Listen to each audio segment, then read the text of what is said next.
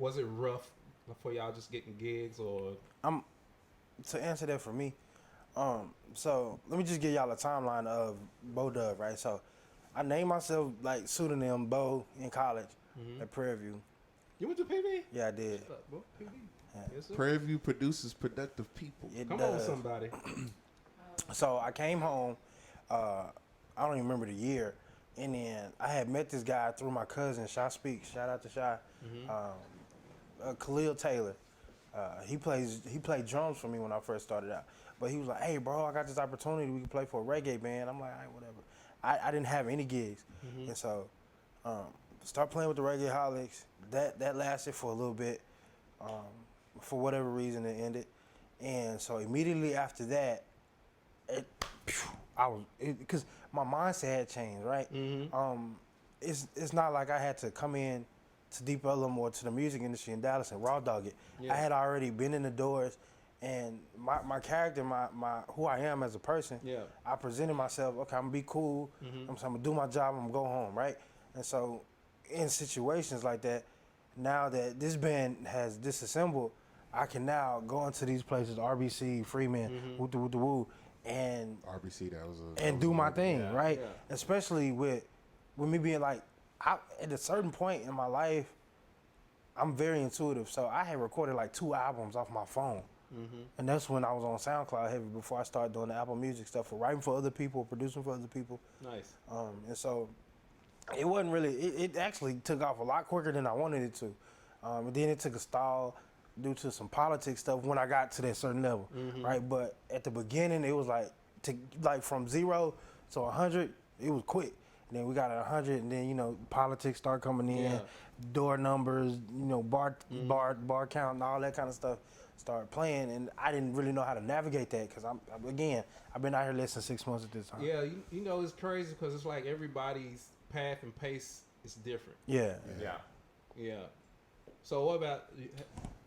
Well, mine's quite a bit different than that. I can trace back, like, starting out to a couple different moments. Always had a guitar just laying around, right? So I was always making sounds with it when I was like 12. But when I was 16 years old, I played at a church in South Lake called White's Chapel. Yeah. I wasn't going to do it. It wasn't going to be me. It was not going to be me. No, I'm not saying anything bad. No. There must be some other stuff. Don't worry about it, Zach. No, it probably has nothing to do. It has nothing to do with what did I do? Okay. No, the name. Oh, sorry. The name is like. Okay. No, I get it. You belong there. White's Chapel. Okay. No, yeah, it needed a little diversity. How about I turn you into nigga pie? That's funny. But it was through a friend of my grandfather that I got this call to come play guitar, and I'd never been called to play guitar in my life for like money, and 16-year-old Zach was like couldn't fathom that. So I got a taste really young of an incredible opportunity to just play CCM music with guys like Bobby Sparks on organ next to me. Wow. Nice. And I met Mark Lettieri that way. Wow. I met Keith Anderson that way. Wow. I want to say Phil Lassiter rolled through at some point. Wow, Jonathan Monet. Yes, he's one of my favorites. Sure. Oh God, yeah. Love Phil Lassiter. Carl Shout out. McKellar. Oh wow. Come on, Nate. Peter Champagne, Jerry Mowry. Jesus Christ a couple times. Right.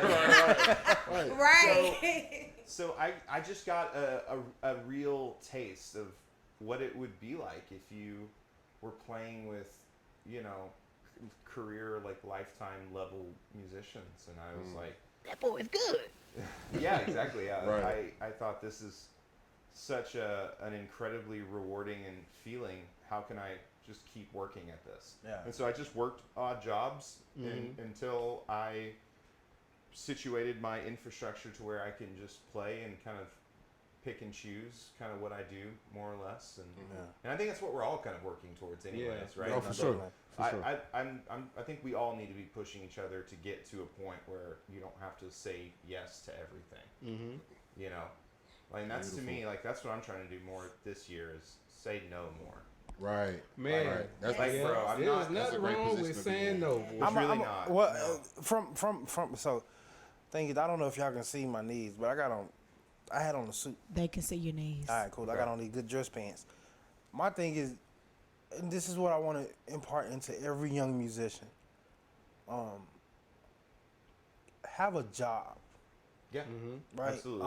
Because Nothing wrong with that. especially coming out on the backside of COVID, right? I did music. I had a job. I worked at Nordstrom, did my thing. Then I decided, hey, I want to do music full time. Well, 2 years later, COVID hit, and now I don't have a way to feed my family because there's nothing. There's no bars open. Have a job. Have a hustle. Have a trade. I'm not even gonna say have a backup plan. Have something that pays the bills, and then you can do your music, right? Because it's a lot more peaceful. It's a lot more placid. It's a lot more calm. It's a lot Stable. more happy place. It's a lot more stable. Yeah. When you have something that, okay, this is for the bills, and I can go out here and get the stress out, and I just so happen to make money at it, right? A lot of Be times, an Uber driver. Or something. man, a lot of times musicians make the mistake of, I'm gonna do music, I'm gonna do music, I'm gonna do music. Bro, it's hard and it costs a lot of money. And this is coming from a guy who I've never depended on anybody to produce nothing for me in terms of finances. I've always done my own flyers for gigs. I've always done my own album art. I've always produced my own stuff. I've always recorded my own records. And so I've never looked for, That's the real grind. Boy. you know what I'm saying? I've never looked for anybody to help me, excuse me, financially.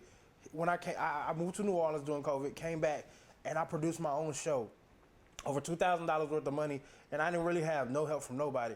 I paid the string section, I bought the venue, I did all of this stuff, paid my band, paid my background singers by myself, right? Because this is what I wanted to do. I got to a position where I wanted to do music the way I wanted to do music, and no shade on Deep Ellum or any of the venues out there, but there's a cap on what you can do, right? In terms of, These are facts. like, I want to have this, right? Or I want my show to look like this. I want my show to sound like this. And I'm more so an emotional driven person. I'm a Cancer. I'm a fat boy. I always smell good. I love hugs. This is how emotions is me, right? I want my show to feel like this. Feel like fat. Is that what you're saying? No, sir. I want my show to feel like the first hug you've had in 2 years. Ooh. I have a hug for you after this. You know what I'm saying? No, it's okay, brother. Actually, your hugs are very good, brother. I know. I'm just saying, but like, just say, imagine Jesus 40 days in the wilderness when he came out and Mary Magdalene hugged him.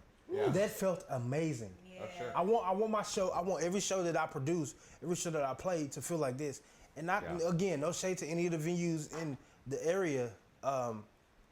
They're not gonna feel like that at the Freeman. They're not gonna feel like that at High and It feels Tight. so lovely to be here tonight. What a beautiful love. Give yourselves a round of applause. You're so lovely. Everyone's so lovely. It's not gonna feel like I want it to feel. And so with that being said, I put the money where my mouth was. And I trust myself and I trust the people on my team enough to say, hey, let's do it like this. You know what I'm saying? And so I would say to musicians, don't settle just because this is somewhere you can play. Right? If you want to do it a certain way, do it the way you want to do it, right? Because at the end of the day, if God has anointed you and provided you with a gift, don't shortchange God. Look at it like that. Sure. You know what I'm saying? If God has given you a gift, imagine had David was like, okay, I ain't gonna play the harp, I'm gonna play the ukulele today, because this is what we got. No. Silly David. You know what I'm saying? Like, God, but it's also capped too, right? Because the stigma is, it's this thing where, oh no, bro, I play music full time. You know, I ain't got no 9 to 5. Right, and you sound like, stupid. It's the stigma, and it's like, you don't have a 9 to 5. That's nothing to just brag about. Right. Well, you don't have a 9 to 5, but half the stuff that you got ain't in your name. But you don't have a 9 to 5. Also, your children. Or don't half the stuff is not even yours. Or you don't have. I'm gonna say this, and I'm gonna look in the camera. Let me fix my mic. You don't have a 9 to 5. Also, your children don't have insurance. Whoa! Or you don't have life insurance. You know what I'm saying? At a certain point, you got. At a certain point, you got car insurance. Or a car. Or renter's insurance. You know what I'm saying? At a certain point, you gotta grow up and become a man or a woman. You know what I'm saying? And say, hey, this is what I need. Where's the collection plate? Them new J's. Let me fix Listen! Are they real? Whoa! Come on, Wookiees. Come on, I'm from Dallas. Dallas, sir. And again, and I'm not afraid to look in the camera or look anybody in their face and say, bro, check your priorities, because I've been on the other side of the priority, right? Mm-hmm. I was at the Freeman. I worked as a bouncer. Everybody probably know that, and I was just doing whatever, bro. During COVID, my girl got pregnant. Now I got a kid on the way. My life changed because at this point I gotta provide for her while she down. I gotta provide for my baby, and even though I can't do nothing really to provide for him in there, what I can offer her is stability. Yeah.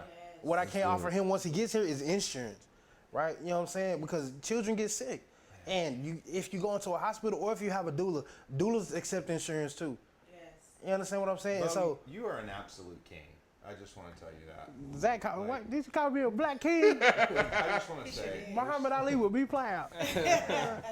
But no, like seriously though, like for anybody that watches this, look into some insurance. Even if you don't have a 9-to-5, look at some third-party insurance. yeah, you have to do the research for yourself in terms of investing and protecting yourself if you don't have a traditional 9-to-5. Like I don't have a traditional 9-to-5, but I'm doing, I work like, I do 3, 4, 5 different things. Right.